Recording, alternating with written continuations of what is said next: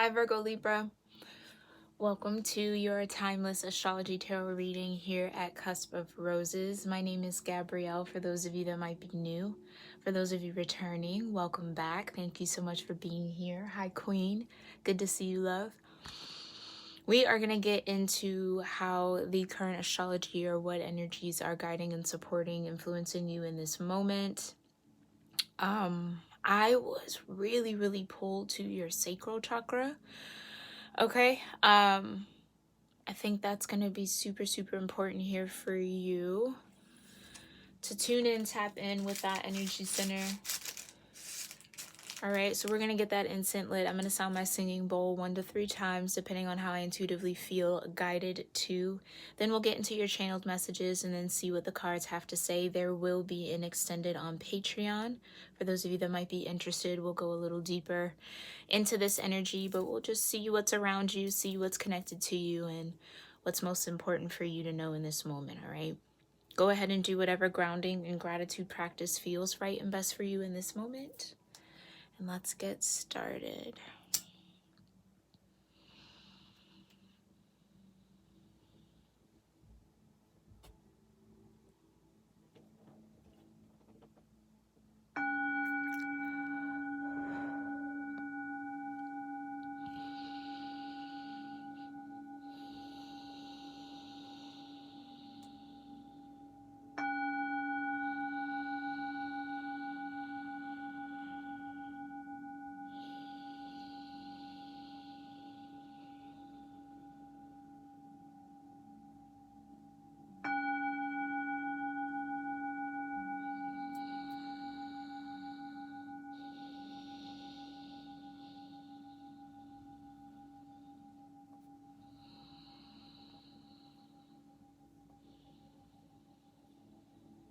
All right, Virgo Libra, let's get into this.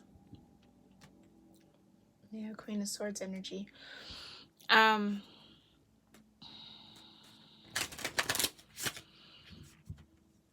it's interesting that I want to preface what I want to say with what I'm about to say is like, as strange as it sounds or may sound, trust your gut. Some of you might deal with like anxiety or some sort of like nervous thing. I'm no doctor, okay? Just feeling the energy. I'm no doctor. If you need to get checked out, go seek a professional in that field. But I just feel like trusting your gut has either been maybe difficult, Virgo Libra, or you're gaining a deeper understanding of what that really means for you or how that shows up for you. Or where your gut is guiding you. Yeah, you got yin energy, intuition, right? Okay, intuition, trust, patience, spirituality, receptivity, yin or feminine energies being Taurus, Cancer, Virgo, Scorpio, Capricorn, and Pisces. Any of that energy could be relevant to you in your natal chart somehow. Okay, you've got the 5th house. You've got the 3rd house and Libra surrounding you. All right. Passion, play, children, confidence, creativity comes with the 5th house. Early learning, childhood relations, and the rational mind and communication with the 3rd. Libra being about consideration, fairness, and harmony.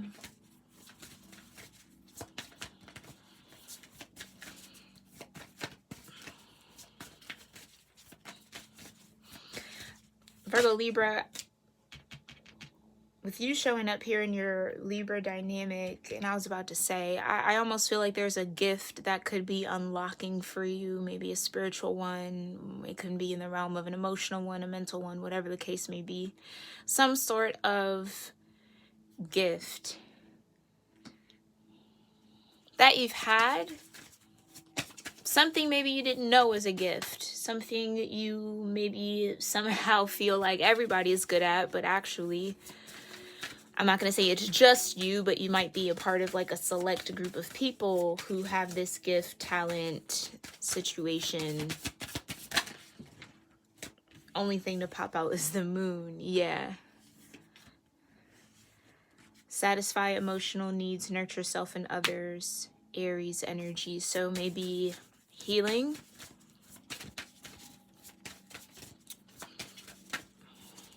Something about your intuition here, Virgo Libra, is probably spot on. Yeah, you got opposition.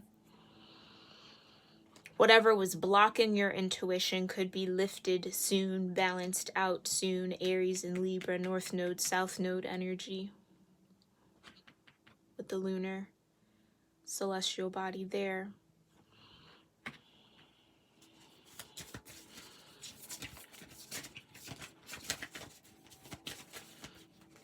Some of you are destined to release a codependency in your next season. Thank you, Spirit. Yeah. Second house, third house, fifth house with yang. Yin and yang here. South Node, Libra energy. Yeah, that's you, right? So you can be experiencing some opposition in your material world. Maybe some things shifting up here. Or just dealing with a bout of power struggles between masculine energy. Maybe your moon is in a masculine energy, so Aries, Gemini, Leo, Libra, Sag, Aquarius. Masculine being proactivity, expression, doing, and forward motion. Something definitely opposing forward motion for you. Getting you to maybe sit still. Yeah, you are in the South Node energy, eh? Getting you to sit still so you can observe or connect with some emotion. Definitely from your childhood with the third and the fifth house. Some of you have issues with feminine energy or beef with feminine energy in some way, shape, or form. Whether that's like you don't identify with it or you hate it for some reason, or like maybe it's your perception of what femininity is that you feel crossed about or is being challenged, I would say, because you do have North Node here lurking in the back with the 8th house and Mercury retrograde right now while I'm streaming this. So you are in a South Node cycle. You're being prepared to advance deeper into your North Node, so you have to kind of cycle through something very deep, something very, very deep. Definitely around how you communicate. Whether you just like had a lot of feminine energy around you coming up here, Virgo Libra, where maybe communication just wasn't the strong suit. Maybe you picked up poor communication habits from a situation, a family member, a relationship, something like that, that you're like having to phase out of. Some of you might even just be challenged with the whole notion of sitting still right now. That could be a bit difficult. Okay, so that's what's around you. Let's see what's connected to you specifically. Hi, Shelly. Thanks for being here, love. Yeah, let's do one more. All right, what's directly connected to Virgo Libra here? Okay, wow. 3 right away with the 4th house, yeah. Some of you, this could be family dynamics. That could be where the opposition has come from. You have sextile here, which is a nice balance of tension and flow. It's an aspect in a natal chart, and you've got Venus, okay? So maybe it's your definition of unconditional love that's expanding. Maybe you kind of feel like you are in the position of mirroring some energy, right? That might be sent towards you, matching energy with someone. That could definitely be the case where it's trying to figure out the flow, but in figuring it out, there is some sort of tension there that might need to be addressed. Maybe this is a situation where your love language and someone else's love language is just a little crisscrossed at the moment, or misunderstood at the least. Regardless if that's romantic, platonic, work, okay? Maybe there's just a need to understand someone's cultural or familial background.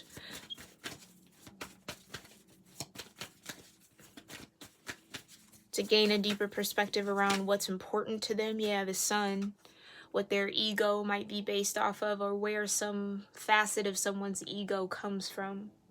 And ego isn't necessarily a bad thing. Yeah, cracked open right to the Emperor. Ego isn't necessarily a bad thing. Ego is something that's built in to keep us all safe. So I just think that it's a matter, yeah, like let's say this is a relationship with Venus being here where maybe you, especially around the holidays, right? What holidays are we celebrating? What's important? What isn't, right? Like, where do you find the value in this? Feels very religious based, okay? I am seeing the Hierophant in my mind's eye, so that could be kind of what this is about for someone here, or yeah, just deeper conversations. We'll just say that. Clarify opposition. Why is opposition here? What's the power struggle? Okay. 10 of Swords and the 9 of Wands. So maybe how someone communicates is a little inappropriate or triggers someone. Maybe that's what it is. Yeah, the 7 of Swords.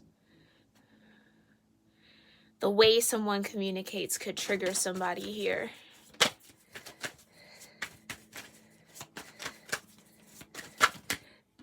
Yeah. Trigger something that someone needs to grow out of or needs to face within themselves, their ego. Yeah. Okay. What's the combination of tension and flow? The Knight of Pentacles could be dealing with a Capricorn, or this could be definitely for work. Wow. And the Knight of Wands in reverse. Quite literally a tension and a flow. Yeah. Something might feel so slowed down or kind of held up, pent up to the point where someone could act irrational. Why would my brain go erratical? I don't know that that's even a word. Like, that doesn't even sound right coming out of my mouth. But okay. Radical. Lord of mercy. Tell me more about this Knight of Pentacles upright and the Knight of Wands in reverse for this sextile. Thank you. 7 of Pentacles, Mercury retrograde. So maybe there's a need to review the approach here, Virgo Libra. Maybe there's a bit of like an ego check that has to happen between you and your ego and the higher self, and kind of, yeah, what are you choosing out of love and what are you choosing out of control? Look at how the deck just randomly split. What are you choosing out of love and what are you choosing from a space of control?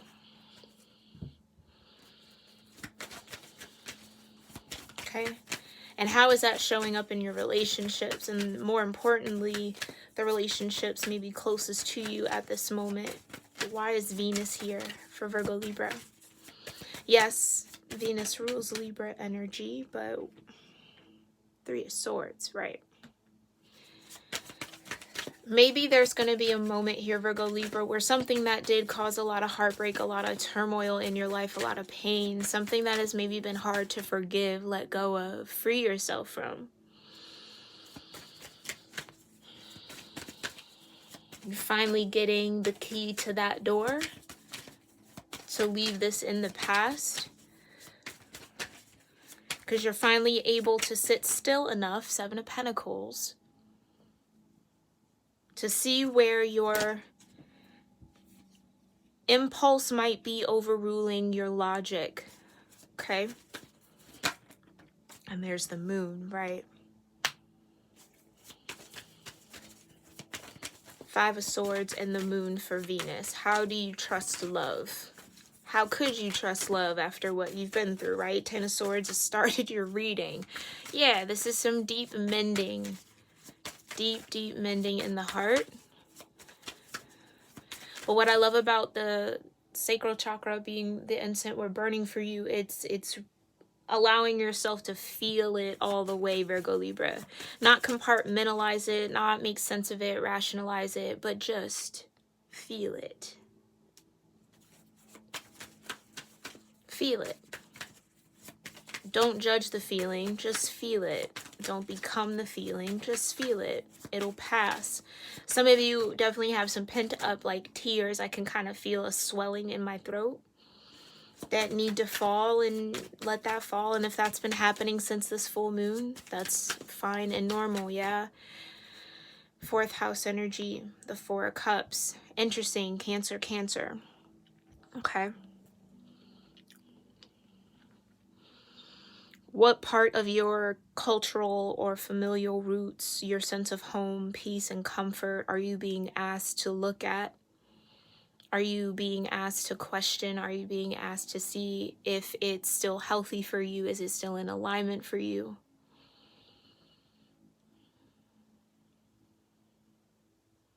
Have you been taught to ignore the very, oh wow, have you been taught to ignore the very love that you want?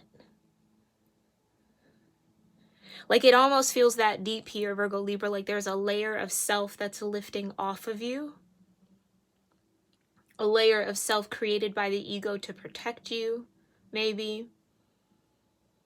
After all you've been through, Ten of Swords, Nine of Wands, right? All valid, all understandable, but it does feel like something very deep within you is ready to shed off. Almost like a scab or a scar, right? That layer of skin that's ready to just kind of fall off so you can take care of that newer skin underneath. So I don't know if you maybe have some strong Scorpio placements. Maybe your Mercury's in Scorpio, or maybe you have a moon in Scorpio or something like that. I don't know. There feels like a Scorpio connected here for you. Something about Scorpio season might have been very significant. Okay, so October, November. But we're going to dig a little deeper into how significant this fourth house, Four of Cups, mirroring energy is for you, okay? What maybe aspect of your cultural or familiar root is needing to kind of be uprooted, taken out, re-examined, thought about a little deeper. Then we'll see what archetypes you might need to connect with, learn more about, embody to help you navigate this energy, okay?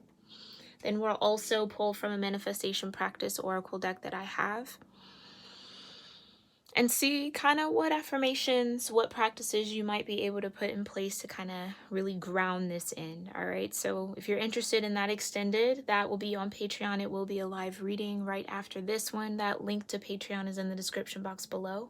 I'd love to have you guys over there. If you're not interested in the Patreon perks, definitely check out the YouTube perks, okay? It's just one tier. You get access to a couple mini readings and some cool perks here for the live chat. If you are with me often in the lives, I'd love to have you guys on the YouTube side of things. But thank you guys so much for being here, for tuning in. Let me know what resonated with you in the comments down below. Thank you, Queen. Thank you, Shelly, and to everybody else who tuned in here live. And I will see you all in our next one. All right? Namaste.